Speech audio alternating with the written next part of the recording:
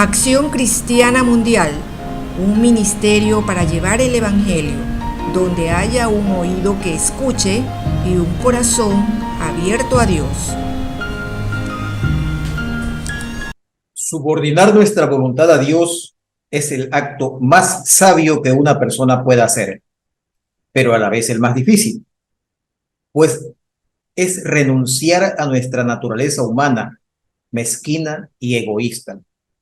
En el Evangelio según Mateo capítulo 6, versos del 9 al 13, Jesús nos enseña a orar. Y en aquella oración modelo, leemos que en cuarto lugar dice, hágase tu voluntad en la tierra como en el cielo. Es decir, como en el cielo, de hecho, se hace la voluntad de Dios, debemos pedir que así mismo se haga en la tierra. Entonces, cabe preguntarnos, ¿acaso no se cumple la voluntad del Señor aquí en la tierra? Y la respuesta categórica es, evidentemente no. ¿Por qué? Para responder a esta última pregunta, no basta con decir simplemente que la gente hace lo que le da la gana en el mundo. Veamos entonces lo que dice el propio Jesús, según lo recogido en el Evangelio de San Juan, capítulo 12, verso 31. La frase dice, ahora es el juicio de este mundo, ahora el príncipe de este mundo será echado fuera. La palabra príncipe proviene del latín principis, que se utiliza para referirse a un principal, a un jefe, soberano o gobernante. Pero normalmente no reparamos en la profundidad de este apelativo que se le da a Satanás. Y no estamos hablando del gobernante de un país o nación, sino de quien manda sobre todo el mundo. De modo que quien gobierna al mundo no es Jehová Dios. Por eso aquí no se hace la voluntad de Dios Padre, sino la del diablo, que es el príncipe o gobernante. Mucha gente dice, si Dios es bueno, ¿por qué permite el dolor y la injusticia? Sin entender quién es el que gobierna al mundo realmente. Otra de las frases utilizadas para referirse al maligno es la que dice, el príncipe de la potestad del aire, como está escrito en Efesios capítulo 2, verso 2. Y aún hay otra parte, hay otra forma de referirse al diablo que aparece en la Biblia y es el Dios de este mundo. Así lo dicen en 2 de Corintios capítulo 4, verso 4. Cada una de estas frases tiene el objetivo pertinente y preciso de identificar las enormes facultades que el enemigo de nuestras almas tiene sobre esta tierra. Pero vayamos al Evangelio de Lucas capítulo 4, versos 5, 6 y 7, que narran el episodio cuando Lucifer tentó al Salvador en el desierto luego de 40 días con sus noches. El pasaje indicado dice, abro comillas, y le llevó el diablo a un alto monte y le mostró en un momento todos los reinos de la tierra y le dijo el diablo, a ti te daré toda esta potestad y la gloria de ellos, porque a mí me ha sido entregada y a quien yo quiero la doy. Si tú postrado me adorares, todos serán tuyos. Notemos que Satanás dice que a él le ha sido entregada toda la potestad y la gloria de los reinos de la tierra. ¿Qué significa realmente esto? Pues exactamente lo que usted ahora mismo está pensando. Esto es que el mundo está gobernado realmente por el diablo, aunque hayan muchos hombres y mujeres de carne y hueso que toman aparentemente las decisiones en los gobiernos. ¿Puede usted ahora comprender por qué el mundo anda patas arriba, tan convulsionado, lleno de tanta maldad, de tanta corrupción y de tanta violencia? ¿Puede usted ahora comprender por qué se están dictando leyes a favor del aborto, del matrimonio entre personas del mismo sexo, de la pedofilia, de la eutanasia y otras perversidades? Pero esto va aún más lejos.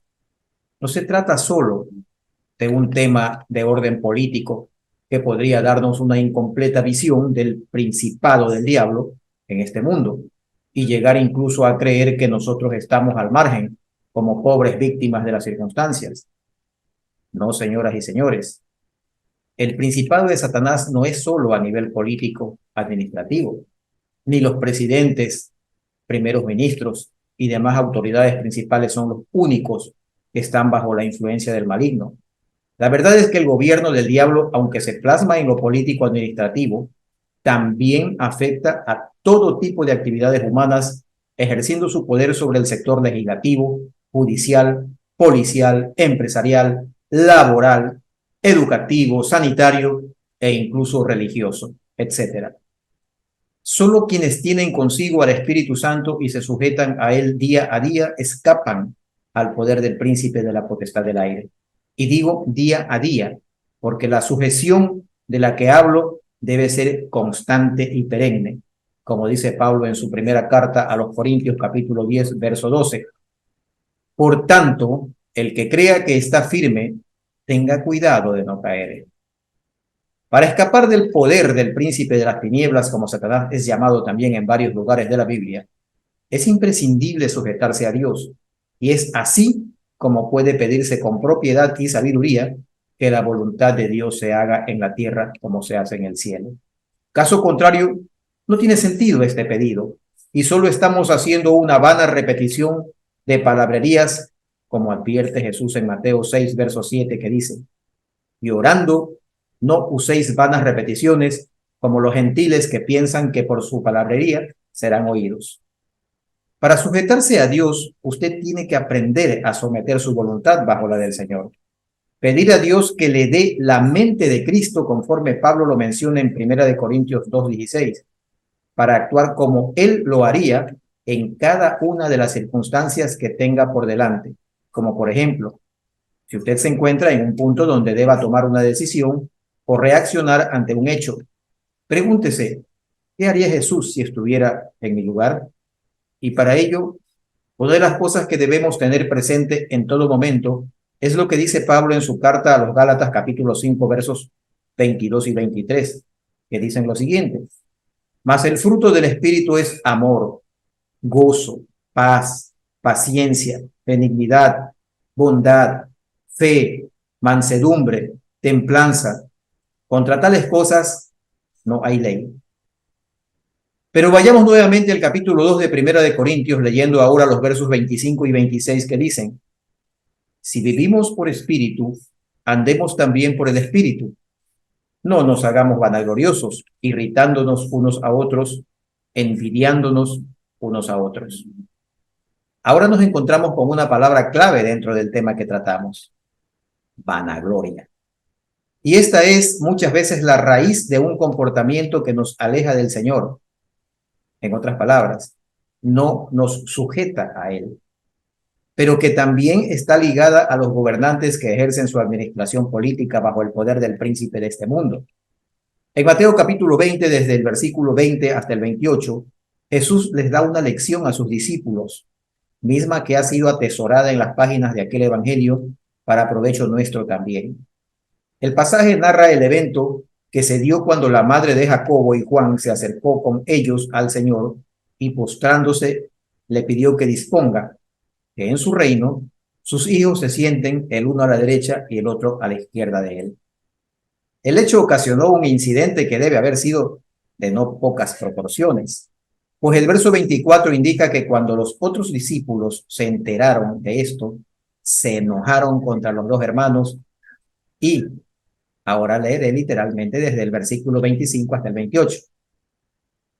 Entonces Jesús, llamándolos, dijo: ¿sabéis que los gobernantes de las naciones se enseñorean de ellas y los que son grandes ejercen sobre ellas potestad?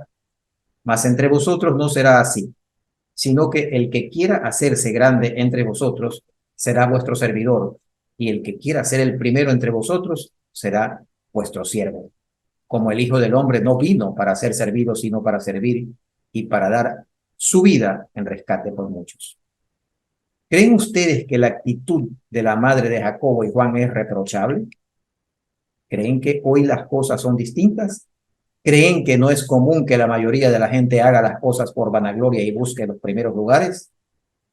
¿Escucharon que los gobernantes de las naciones se enseñorean de ellas?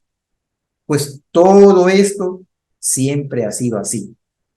Nadie es ajeno a la realidad de que cuando los gobernantes están de candidatos, buscan reunirse con el pueblo y abrazan a la gente más humilde y besan la cabeza de las ancianas y de los niños, llenos de sonrisas y extrema amabilidad.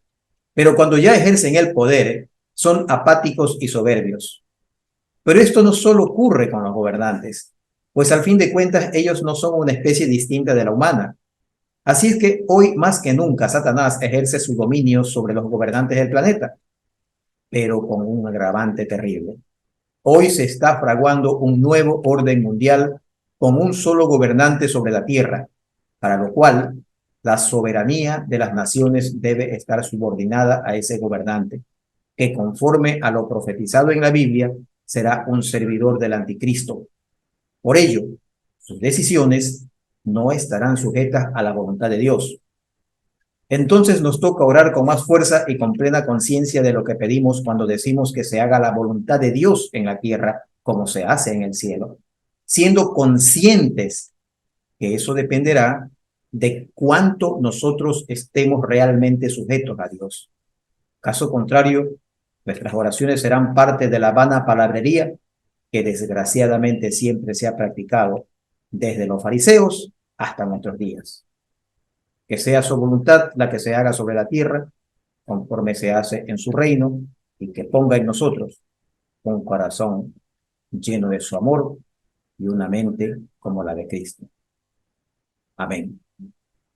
Si le ha gustado este mensaje, compártalo con amigos y familiares para que este ministerio se expanda y suscríbase a nuestro canal para no perderse los futuros mensajes.